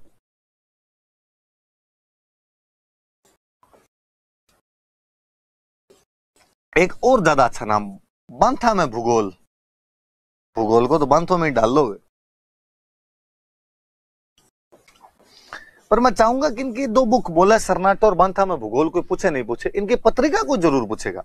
बीकानेर से एक राजस्थानी भाषा की बहुत अच्छी मैगजीन निकालते हैं, वातायन, राजस्थान के साहित्य पर वातायन नाम की बहुत अच्छी मैगजीन है।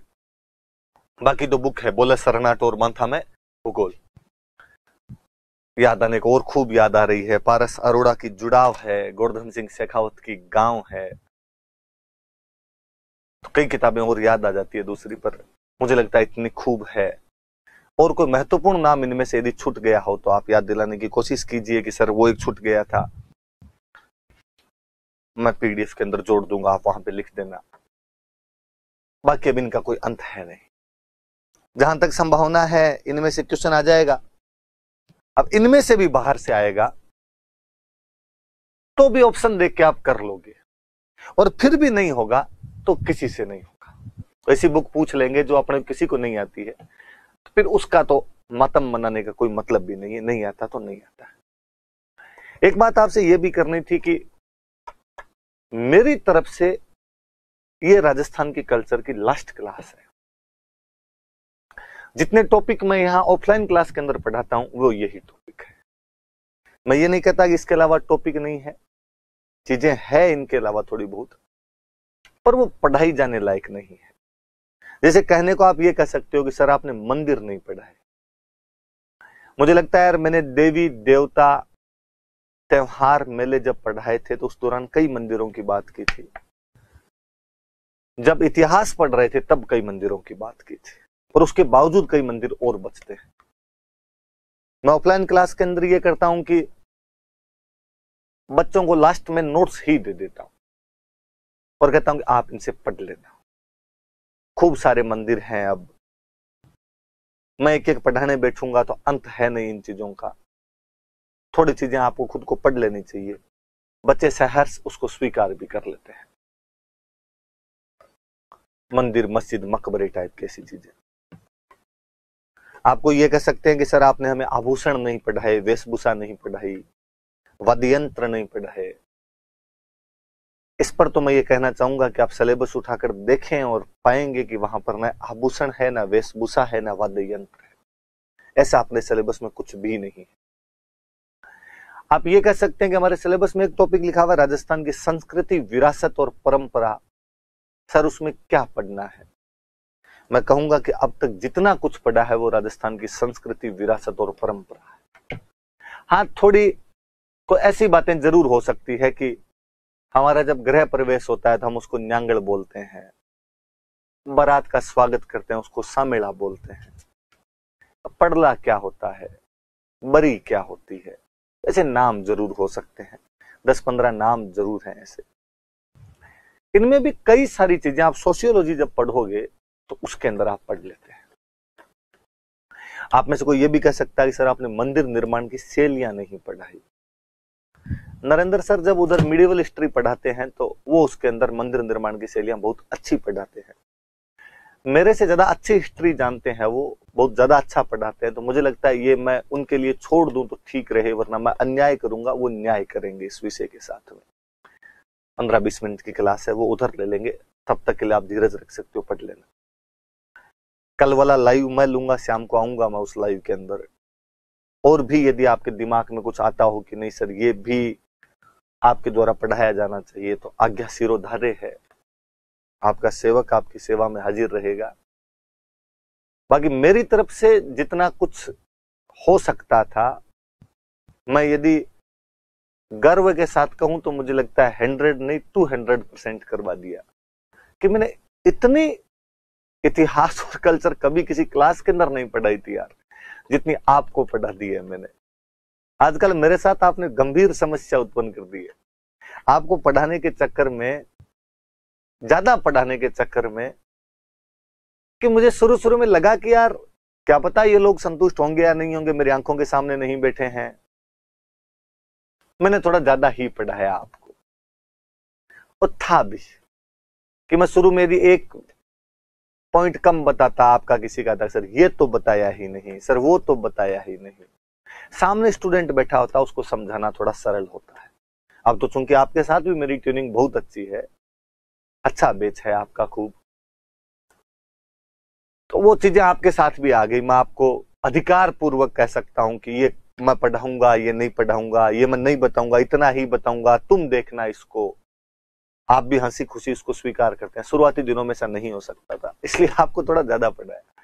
पर अब मैं ऑफलाइन वालों को भी उतना पढ़ाता हूँ। मुझे लगता है यार कोई बच्चा ये ना कर दे कि ऑनलाइन वालों को ज्यादा पढ़ाया था, या आप में से कोई शिकायत ना कर दे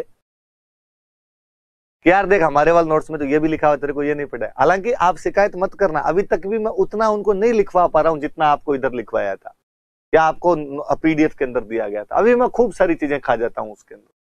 मुझे लगता है यार मुख्य मुख्य लिखवा देते हैं, इंपॉर्टेंट लिखवा देंगे और बच्चों को समझा देता हूँ बाकी ये चीजें पढ़ने की नहीं, ये चीजें समझने की नहीं, ये यूं ही हो जाएगा आपसे। बच्चे राजी भी रहते हैं। तो आप मुझे बता सकते हैं कल वाली लाइव के अंदर।